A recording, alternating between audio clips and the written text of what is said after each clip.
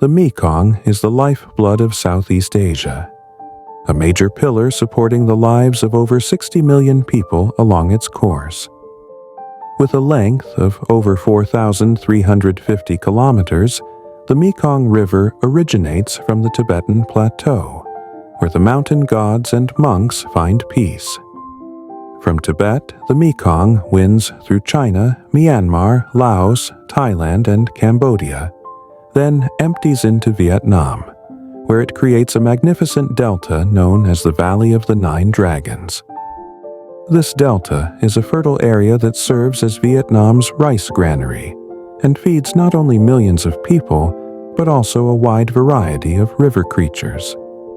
Vietnam's Mekong Delta accounts for over 50% of Vietnam's rice production, making it one of the world's largest rice exporters.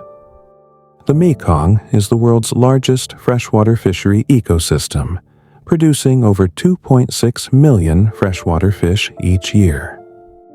The Mekong is home to over 1,200 species of fish, hundreds of species of amphibians, reptiles, and mammals. With this wealth, the Mekong River is one of the most biodiverse rivers in the world, second only to the Amazon.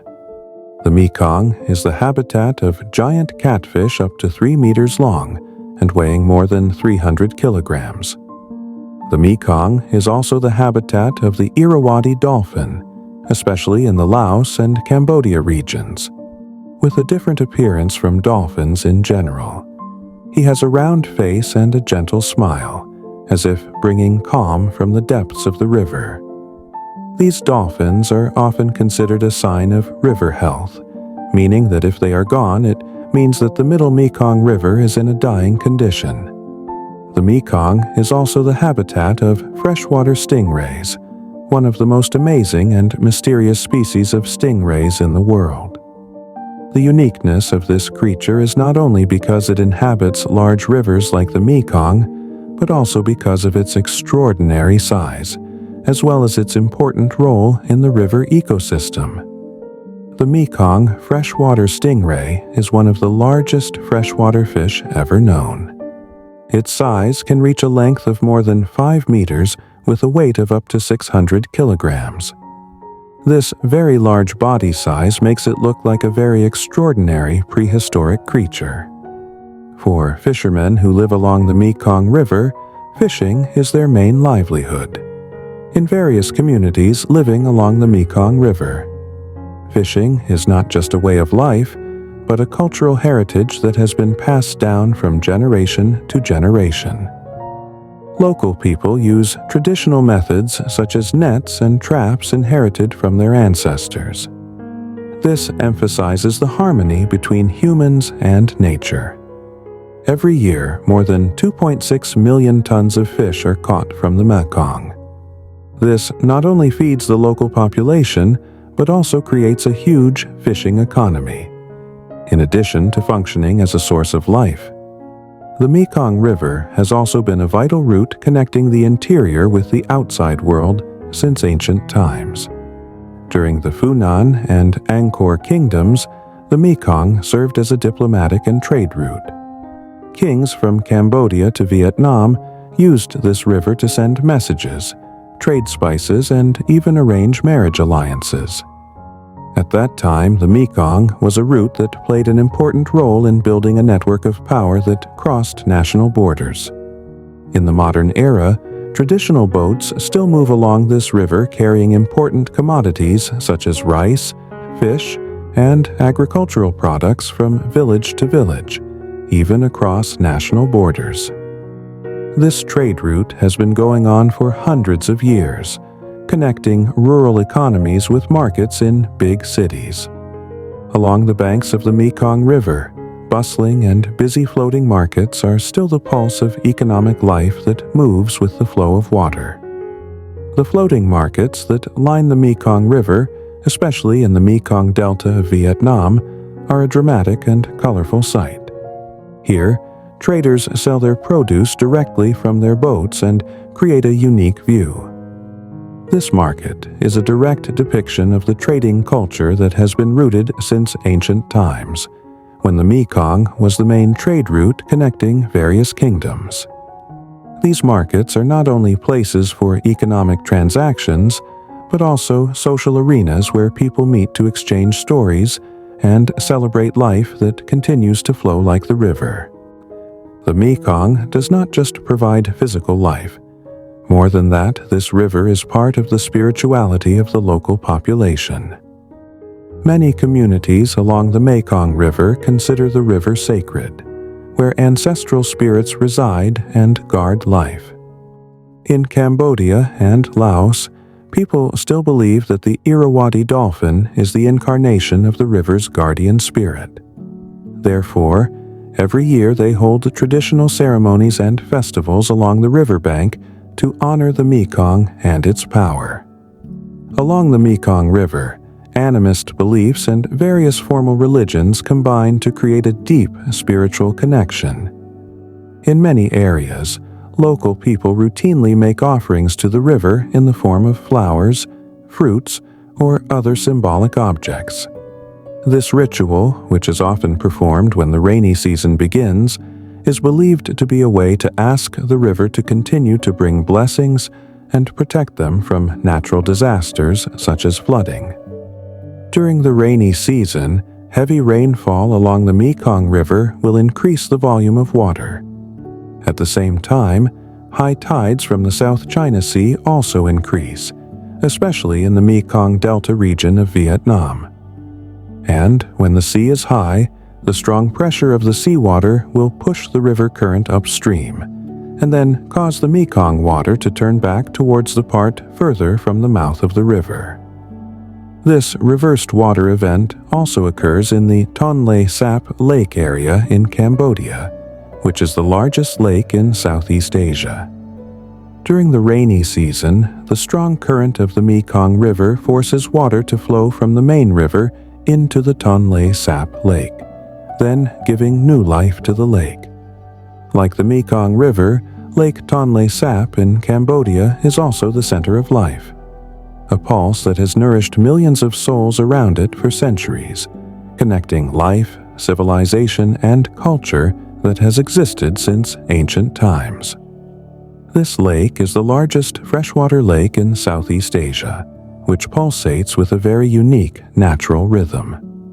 When the rainy season arrives, Tonle Sap undergoes extraordinary changes, enlarging to 5 times its original size and filling the surrounding plains with water and new life, becoming a kind of small ocean that stretches majestically in the middle of mainland Southeast Asia. Entering the rainy season, the Mekong River flows rapidly into Tonle Sap, turning the river water towards the lake and causing its area to swell from around 2,500 square kilometers to more than 16,000 square kilometers. The water depth, which is usually only 1 to 2 meters, has increased to around 10 meters, which creates a unique and amazing flooded forest ecosystem. The changing depth of the floodwaters creates a dynamic ecosystem, including surrounding flooded forests that provide important habitat for a variety of wildlife.